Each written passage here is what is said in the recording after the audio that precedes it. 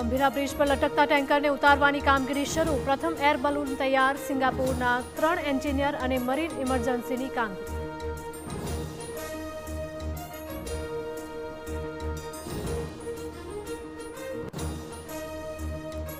અમદાવાદમાં શહેર કોંગ્રેસ મહિલા પ્રમુખ પર દાદાગીરીનો આરોપ। વ્યાજખોરીના ધંધામાં અપશબ્દો બોલી આપી ધમકી।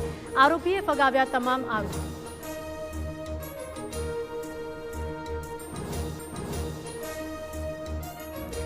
મહેસાણાની દૂધસાગર ડેરીએ 437 કરોડનો ભાવ વધારો જાહેર કર્યો। પશુપાલકોને 10% ડિવિડન્ડ આપવાની પણ જાહેરાત।